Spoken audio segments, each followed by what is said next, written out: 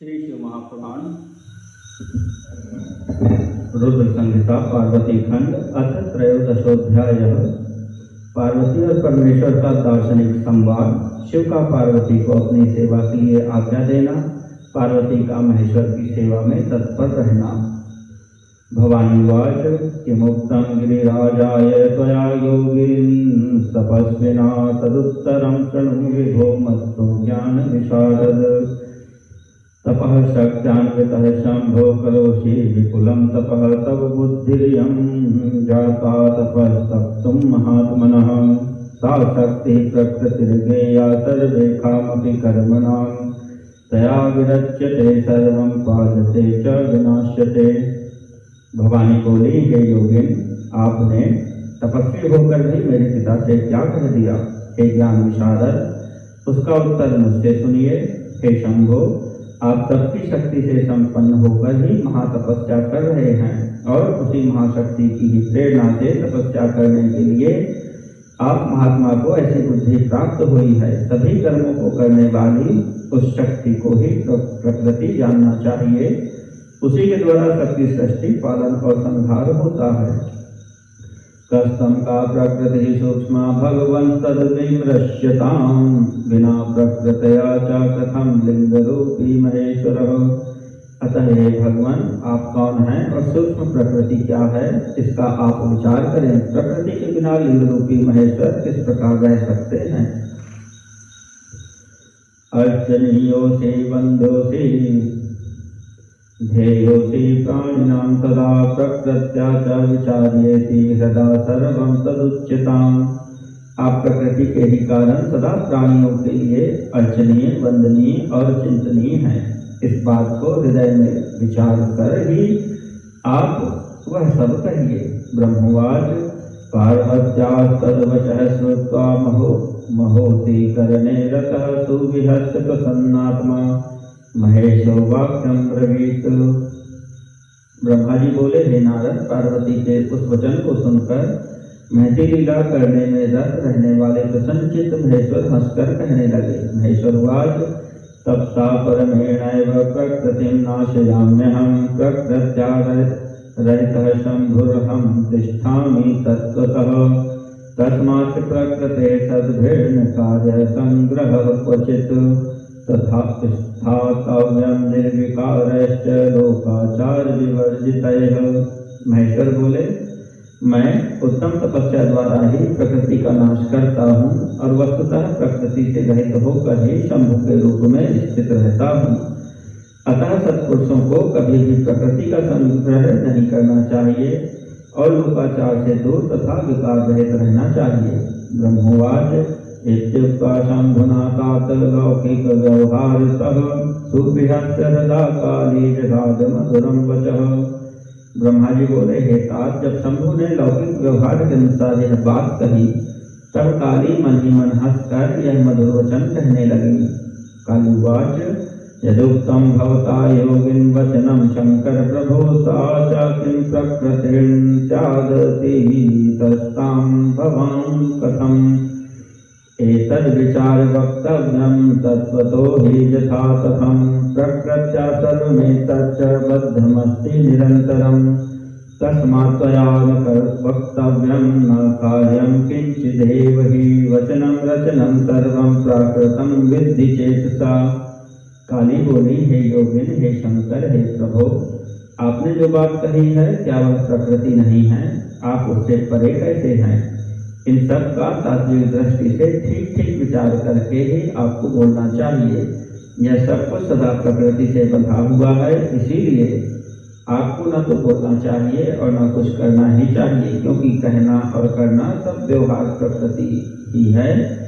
ऐसा अपनी बुद्धि से समझिए। यत् शृणोषि यदश्नासि यत् पश्यसि करोषि यत् तत्सर्वं प्रकृतेः कार्यं मिथ्यावादो निरर्थकः। प्रकृतेः परमश्चेत्त्वं किमर्थं तप्यसे तपः त्वया शम्भोऽधुना यस्मिन् गिरौ हिमवति प्रभो।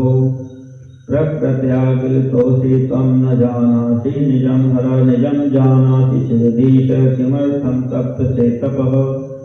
आप जो कुछ सुनते, खाते, देखते और करते हैं वह सब प्रकृति का ही कार्य है। इसे मिथ्या कह देना निरर्थक है। हे प्रभु शंभो, यदि आप प्रकृति से परे हैं तो इस समय इस हिमवान पर्वत पर आप तपस्या किस लिए कर रहे हैं? हे हर, प्रकृति ने आपको निगल लिया है, अतः आप अपने को नहीं जानते। हे ईश, यदि आप अपने को जानते हैं तो किस लिए तप कर रहे हैं? वाग्वादेन च किं कार्यं मम योगिन स्वया सह प्रत्यक्षे ह्यनुमानस्य न प्रमाणं विदुर्बुधाः। हे योगिन, मुझे आपके साथ वाद विवाद करने की क्या आवश्यकता है? विद्वान पुरुष प्रत्यक्ष प्रमाण को प्राप्त होने पर अनुमान प्रमाण को नहीं मानते।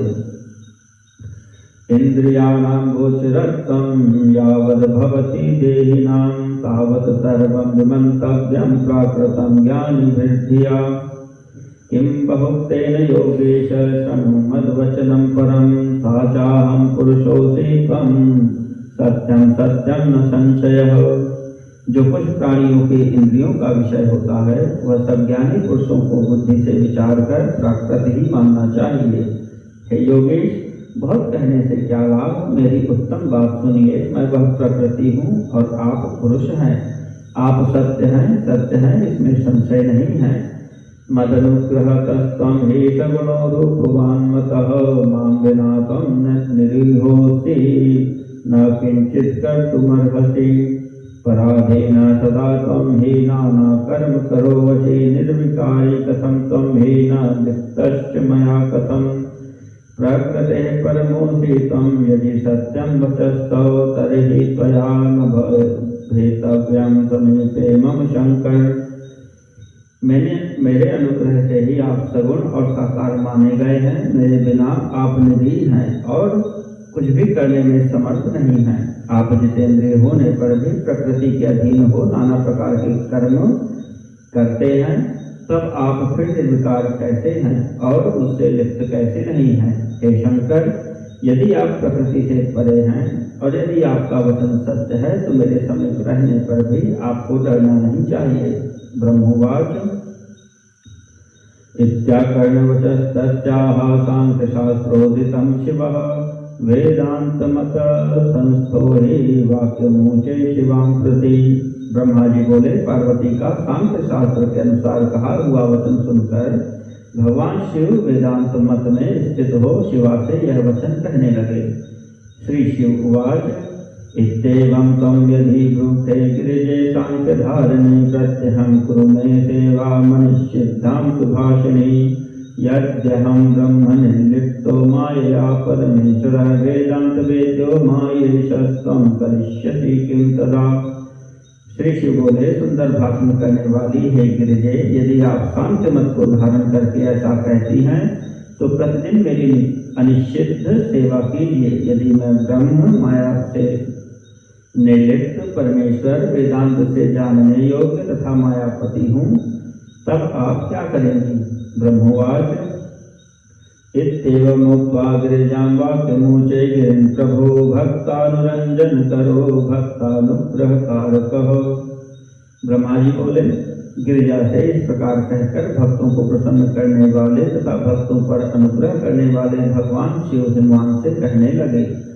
श्री शिव उवाच अत्रैव सोऽहं तपसा परेण गिरे तव प्रस्तवरे स्थिरं मे चरामि भूमौ परमार्थ भाव स्वरूपमानंदमयं सुलोचयन् तपस्तप्तुमनुज्ञा मे दातव्या पर्वताधिप अनुज्ञया विना किंचित् तपः कर्तुं न शक्यते।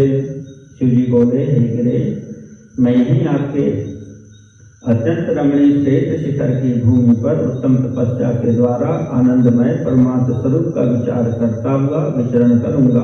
हे पर्वतराज, आप मुझे यहाँ तपस्या करने की अनुमति दें। आपकी आज्ञा के बिना कोई तप नहीं किया जा सकता है। ब्रह्मवाच एतच्छ्रुत्वा वशस्तस्य देवदेवस्य शूलिनः प्रणम्य हिमवान् शम्भुमिदं वचनं ब्रवीत्। ब्रह्मा जी बोले, देवाधिदेव शूलधारी शिव की यह बात सुनकर हिमवान ने शंभु को प्रणाम करके यह वचन कहा। हिमवान उवाच तदीयं हि जगत् सर्वं सदेवासुरमानुषं किमप्यहं महादेव तुच्छो भूत्वा वदामि ते। हिमवान बोले, हे महादेव, देवता, असुर और मनुष्यों सहित संपूर्ण जगत तो आपका ही है, मैं तुच्छ होकर आपसे क्या बोलूं। ब्रह्मवाच एवं मुक्तो हिमवता शंकरो लोकशंकरः विहस्य गिरिराजं तं प्राहयाहीति सादरम। ब्रह्मा जी बोले, हे नारद, हिमवान के इस प्रकार कहने पर लोक कल्याणकारी भगवान शंकर ने हंसकर आदर पूर्वक उन गिरिराज से कहा, अब आप जाइए। शंकरेणाभ्यनुज्ञातः स्वग्राम हिमवान् ययौ सार्धं गिरिजया वैसा प्रत्यहं दर्शने स्थितः पित्रा विनापि सा काली सखीभ्यां सह नित्यशः जगाम शंकराभ्यासं सेवायै भक्ति तत्परा। निशिषेधनक्तां कोऽपि गणो नन्दीश्वरादिकः महेशशासनात् तच्छासनकरः शुचिः। शंकर जी की आज्ञा पाकर हिमवान गिरिजा के साथ अपने घर लौट गए। तब से वे गिरिजा के साथ प्रतिदिन उनका दर्शन करने लगे। काली अपने पिता के साथ भी दोनों सहेलियों के साथ काली अपने पिता के बिना भी दोनों सहेलियों के साथ नित्य भक्ति परायण होकर सेवा के लिए शंकर के पास जाती थी। हेतात महेश्वर के आदेश से उनकी आज्ञा का पालन करने वाली पवित्र नंदीश्वर आदि कोई भी गण उन्हें रोकते नहीं थे। शांत वेदांत मतयो शिवयो शिवतः सदा संवाद सुख प्रचोतो भिन्नयो सुविचारतः गिरिराजस्य वचनात्तनयां तस्य शंकरः पार्श्वे समीपे जग्राह गौरवादपि गोपरः। विशेष विचार करने पर परस्पर अभिन्न होते हुए भी सांख्य और वेदांत मत वाले शिवा तथा शिव का संवाद सभी के लिए सदा कल्याणदायक तथा शुभकर कहा गया है। इंद्रियातीत भगवान शंकर ने गिरिराज के कहने से उनका गौरव मानकर उनकी पुत्री को अपने पास रहकर सेवा करने के लिए स्वीकार कर लिया। वाचेदं वचः कालीं सखीभ्यां सह गोपतिः नित्यं मां सेवतां यातु निर्भीताय प्रतिष्ठतु। एवमुक्त्वा तु तां देवीं सेवायै जग्रहे हरः निर्विकारो महायोगी नानालीलाकरः प्रभुः। इदमेव महद्धैर्यं धीराणां सुतपस्विनां विघ्नवन्त्यपि सम्प्राप्य तद्विघ्नैर्न विहन्यते। भगवान शंकर ने सखियों सहित पार्वती से कहा कि तुम नित्य मेरी सेवा करो तथा चली जाओ अथवा निर्भय होकर यहाँ रहो। इस प्रकार कहकर निर्विकारी महायोगी तथा अनेक प्रकार की लीलाएं करने वाले भगवान शंकर ने अपनी सेवा के लिए उन देवी को रख लिया। धैर्यशाली तथा परम तपस्वियों का यह महान धैर्य ही है जो विघ्नकारक वस्तुओं को ग्रहण कर भी विघ्नों से विनष्ट नहीं होता है। ततः स्वपुरमायातो विराट परिचारकयः ममोदातीव मनसि सप्रियः स मुनीश्वर। हे मुनीश्वर, तत्पश्चात गिरिराज अपने सेवकों के साथ अपने स्थान को चले आए और अपनी प्रिया के साथ मन में परम आनंदित हुए। हरश्च ध्यान योगेन परमात्मानमादरात् निर्विघ्नेन समनसा तत्त्वासि चिन्तयितुं स्थितः। भगवान शंकर भी आदर पूर्वक ध्यान योग के द्वारा निर्विघ्न मन से परमात्मा का चिंतन करने लगे। काली सखीभ्यां सहिता प्रत्यहं चंद्रशेखरं सेवमाना महादेवं गमनागमने स्थिता। काली भी प्रतिदिन सखियों सहित चंद्रशेखर महादेव की सेवा करती हुई वहां जाने आने लगी। प्रक्षाल चरणौ शंभोः पपौ तच्चरणोदकं गहने शौचेन वस्त्रेण चक्रे तद्गात्रमार्जनम्। वे भगवान शंकर के चरणों को धोकर उस चरणोदक का पान करती थी और आग से तपाकर शुद्ध किए हुए वस्त्र से उनके शरीर को पोंछा करती थी। षोडशेनोपचारेण सम्पूज्य विधिवद्धरं पुनः पुनः सुप्रणम्य ययो नित्यं पितुर्गृहम् एवं संसेवमानायाः शङ्करं ध्यानतत्परं व्यतीयाय महान् कालः शिवाय मुनिसत्तं कदाचित् सहिता काली सखेभ्यां शङ्कराश्रमे वितेने सुन्दरं गानं सुतालं स्मरवर्धनं विनित्य प्रति षोडशोपचार से विधिवत भगवान हर की पूजा कर बारंबार उन्हें प्रणाम कर अपने पिता के घर चली जाती थी। हे मुनिसत्तम, इस प्रकार ध्यान में तत्पर भगवान शंकर की सेवा करती हुई उन शिवा का बहुत समय व्यतीत हो गया। वे कभी अपनी सखियों के साथ भगवान शंकर के आश्रम में ताग से संबंधित प्रेमवर्धक मधुर गान करती थी। कदाचित पुष्पाणि समिधं नयति स्वयं सखीभ्यां स्थान संस्कारं कुर्वती न्यवसत्तदा। वे कभी उषा पुष्प तथा सुविधाएं स्वयं लाती थी और सखियों के साथ आश्रम का सम्मार्जन करती थी। कदाचिन्नियतागेहे स्थिता चंद्रभृतो भृशं वीक्षन्ते विस्मयामास सकामा चंद्रशेखरं। वे कभी नियम पूर्वक शंकर जी के आश्रम में रहकर सकाम भाव से शंकर जी को देखती हुई उन्हें आश्चर्यचकित कर दिया करती थी। ततस्तप्तेन भूतेशस्तां निसंगां परिस्थितां सोऽचिन्तयत्तदा वीक्ष्य भूतदेहे स्थितेति च। भगवान शिव ने अपनी तपस्या के बल से निसंग रहने वाली उस काली को देखकर पंचतत्व के शरीर में रहने वाली अपनी पूर्व जन्म की भार्या समझ लिया। नाग्रहेद गिरिशः कालिं भर्यार्थे निकटे स्थितां महालावण्य निचयां मुनीनामपि मोहिनीं। फिर भी शिव जी ने मुनियों को भी मोहित कर देने वाली तथा महासौंदर्य की राशि स्वरूप उन काली को अपनी पत्नी के रूप में ग्रहण नहीं किया। महादेव पुनर्दृष्ट्वा तथा तां संयतेन्द्रियां स्वसेवने रतां नित्यं सदयः समचिन्तयत् यदैवैखा तपश्चर्याव्रतं काली करिष्यति तदा च तां ग्रहीष्यामि गर्भबीजविवर्जितां। महादेवी भगवती को इस प्रकार जितेंद्रिय होकर नित्य प्रति अपनी सेवा में संलग्न देखकर दयापूर्वक विचार करने लगे और जब यह तपस्या का व्रत करेगी तब अभिमान बीज से रहित इस काली को ग्रहण करूंगा। ब्रह्मोवाच इति संचिन्त्य भूतेषु द्रुतं ध्यान समाश्रितः महायोगीश्वरो भूत्वै महालीलाकरः प्रभुः। ब्रह्मा जी बोले, इस प्रकार विचार करके बड़ी बड़ी लीलाएं करने वाले महायोगीश्वर भूतेश्वर भगवान शिव शीघ्र ही ध्यान में तत्पर हो गए। ध्यान सक्तस्थितस्याथ शिवस्य परमात्मना हृदि नासिन्मुने काचिदन्या चिंता व्यवस्थिता। हे मुने, ध्यान में मग्न उन परमात्मा शंकर के मन में किसी अन्य चिंता का उदय नहीं हुआ। काले त्वनुदिनं शंभुं सद्भक्ता समसेवत विचिन्तयन्ति सततं तस्य रूपं महात्मनः। काली भी उन्हीं परमात्मा शंकर के स्वरूप का चिंतन करती हुई भक्ति पूर्वक निरंतर उनकी सेवा करने लगी। हरो ध्यान परः कालीं नित्यं प्रच्छत सुस्थितां विस्मृत्य पूर्व चिंतां तां पश्यन्नपि न पश्यति।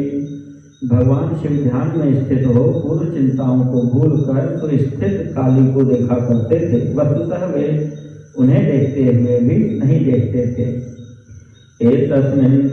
एतस्मिन्नन्तरे देवाः शक्राजा मुनयश्च ते ब्रह्माज्ञया स्मरं तत्र प्रेषयामासुरादरात्। तेन कारितुं योगं काल्या रुद्रेण कामतः महावीर्येणासुरेण तारकेण प्रपीडिताः। इसी समय महापराक्रमी तारकासुर से अत्यंत पीड़ित इंद्र आदि देवताओं तथा मुनियों ने उन रुद्र के साथ काली का काम भाव से योग कराने के लिए ब्रह्मा जी की आज्ञा से कामदेव को आदरपूर्वक वहां भेजा। गत्वा तत्र स्मरः सर्वमुपायं करोन्निजं चुक्षुभे न हरः कञ्चित्तं च भस्मीचकारः।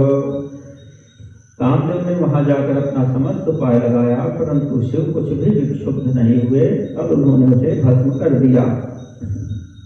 पार्वत्यपि विगर्वा भूमि मुने तस्य निदेशतः ततस्तपो महत् कृत्वा शिवं प्राप पतिं सती।